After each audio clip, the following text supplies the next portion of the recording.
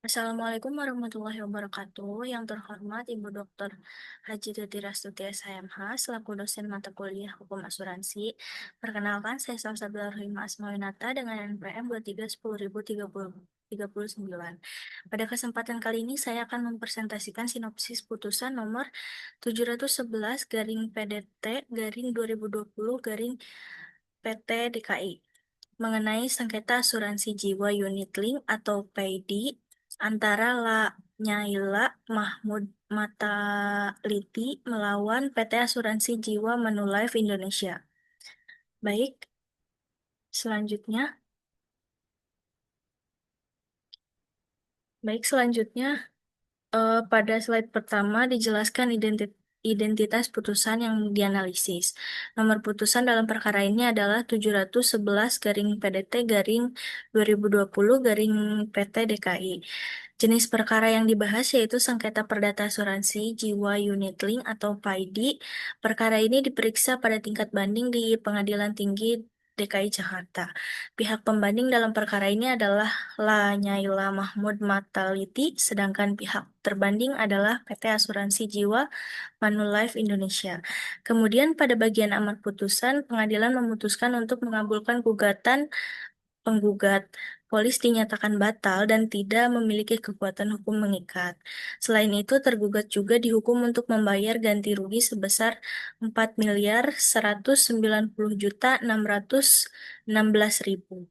Objek sengketa dalam perkara ini meliputi polis PAID atau unit link, adanya informasi yang dianggap menyesatkan, pengelolaan dana investasi, serta kerugian yang dialami pemegang polis.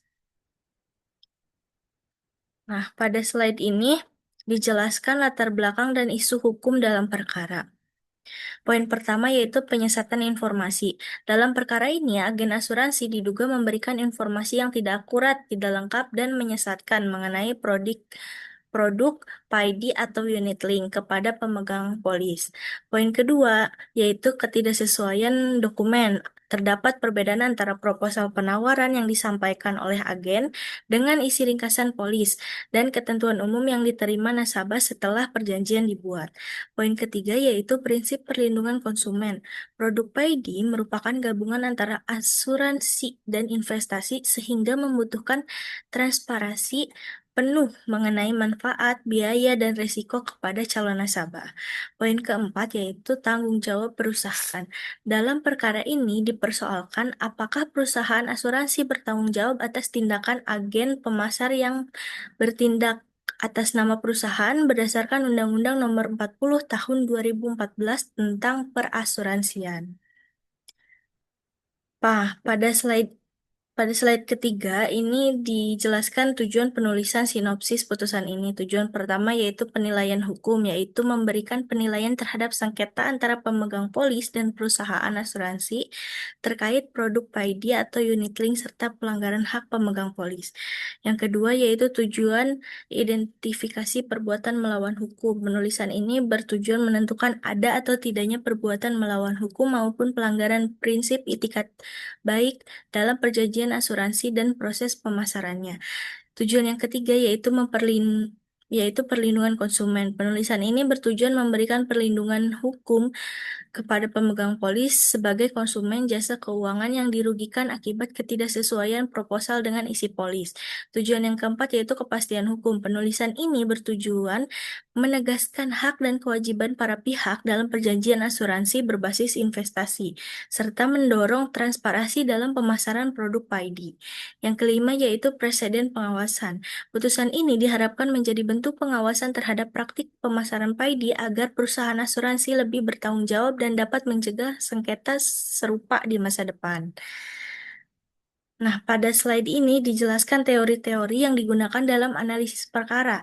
Yang pertama adalah prinsip Uberimai Fidei atau itikat baik tertinggi. Dalam perjanjian asuransi, kedua belah pihak wajib memberikan keterbukaan informasi secara penuh. Apabila prinsip ini dilanggar, maka dapat menjadi dasar pembatalan polis. Yang kedua yaitu perlindungan konsumen jasa keuangan. Konsumen memiliki hak untuk memperoleh informasi yang benar, jelas, dan jujur mengenai produk jasa keuangan berdasarkan Undang-Undang Nomor 8 Tahun 1999 dan regulasi OJK. Yang ketiga yaitu tanggung jawab perusahaan atas tindakan agen.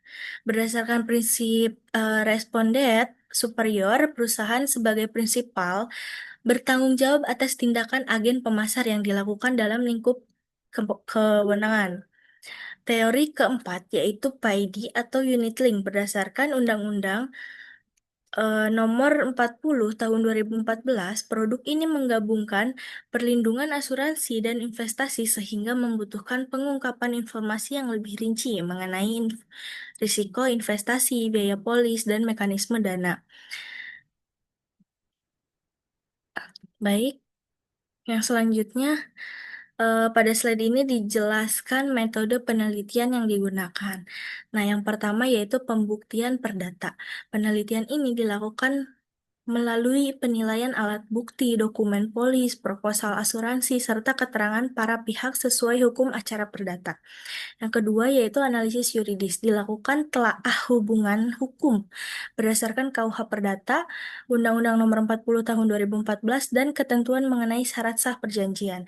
Yang ketiga yaitu komparasi dokumen. Penelitian ini membandingkan kesesuaian antara proposal penawaran produk dengan isi polis yang diterbitkan kepada penggugat. Yang keempat yaitu pemeriksaan banding. Dalam tahap ini dilakukan peninjauan kembali terhadap pertimbangan hukum dan amar putusan tingkat pertama oleh Majelis Hakim Banding.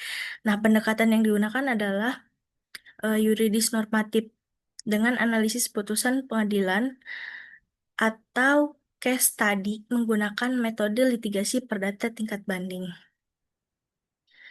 Lalu pada slide ini dijelaskan temuan utama dari putusan yang dianalisis. Yang pertama yaitu ketidaksesuaian informasi. Pengadilan menemukan adanya perbedaan antara informasi yang diberikan agen dengan isi polis. Selain itu, beberapa dokumen penting seperti proposal dan ketentuan umum tidak dijelaskan secara lengkap sebelum penandatanganan. Yang kedua yaitu kurangnya transparansi. Ilustrasi manfaat yang disampaikan agen ternyata berbeda dengan isi ringkasan polis yang diterbitkan. Karena itu, pengadilan menilai adanya kurang transparansi dalam pemasaran produk unit link. Yang ketiga yaitu tanggung jawab agen. Perusahaan asuransi dinyatakan bertanggung jawab atas tindakan agen yang tidak memberikan informasi secara benar, jelas, dan jujur mengenai manfaat, resiko, dan mekanisme investasi PAID. Yang keempat yaitu itikat baik dan perlindungan konsumen. Pengadilan menegaskan bahwa perusahaan wajib memberikan informasi transparan sesuai Undang-Undang Nomor 40 Tahun 2014 dan prinsip perlindungan konsumen jasa keuangan. Poin kelima yaitu putusan polis batal dan ganti rugi. Gugatan penggugat dikabulkan. Polis dinyatakan tidak memiliki kekuatan hukum mengikat dan tergugat dihukum membayar ganti rugi sebesar 4.190.616.000 kepada pemegang polis. Nah, pada slide ini berisi analisis kritis terhadap putusan. Menurut saya, putusan ini tuh sudah tepat karena mempertimbangkan aspek transparansi dan perlindungan konsumen. Hakim juga benar dalam membebankan tanggung jawab kepada perusahaan asuransi. Selain itu, posisi nasabah dalam perkara ini lebih lemah dibanding perusahaan karena nasabah sangat bergantung pada penjelasan agen. Ketidaksesuaian antara proposal dan polis menunjukkan lemahnya penerapan prinsip itikat baik. Putusan ini juga menjadi peringatan bagi perusahaan asuransi agar memperketat pengawasan terhadap agen pemasar yang langsung berhubungan dengan masyarakat. Kemudian masyarakat juga perlu meningkatkan pemahaman sebelum membeli produk PAID karena produk ini memiliki resiko investasi, biaya-biaya tersembunyi, dan kompleksitas yang cukup tinggi. Pada bagian simpulan analisis, dijelaskan bahwa putusan ini menunjukkan upaya pengadilan dalam melindungi hak konsumen jasa keuangan dan mendorong perusahaan asuransi untuk lebih transparan. Selain itu, putusan ini memiliki nilai penting sebagai bentuk pengawasan terhadap praktik PAID agar pelaksanaan perasuransian berjalan sesuai prinsip keadilan, etikat baik, dan perlindungan konsumen.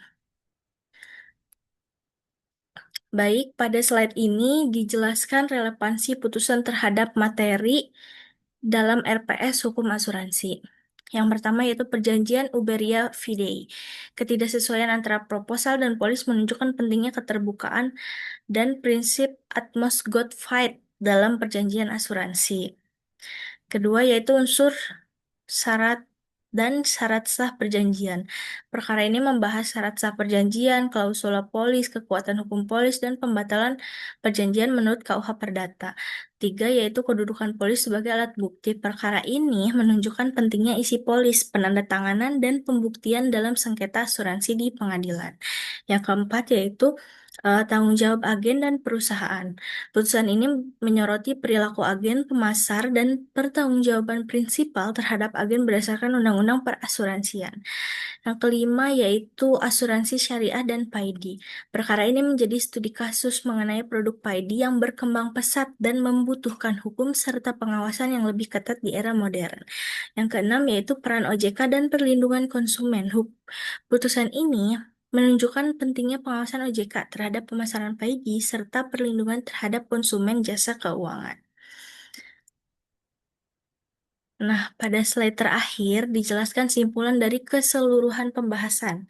Pertama, putusan 711 garing PDT garing 2020 garing PT DKI mengabulkan gugatan pemegang polis atas dasar penyesatan informasi dalam pemasaran produk PAID atau unit link oleh agen asuransi.